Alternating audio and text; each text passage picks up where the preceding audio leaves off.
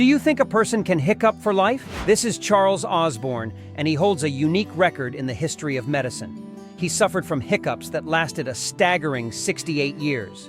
Look, it all started in 1922 when he fell while attempting to weigh a hog. His condition, believed to have been triggered by a blow to the head, was eventually linked to a lesion in the part of the brain controlling reflexes. Despite the constant interruption to his life, Osborne managed to marry and raise a family while enduring around 40 hiccups per minute.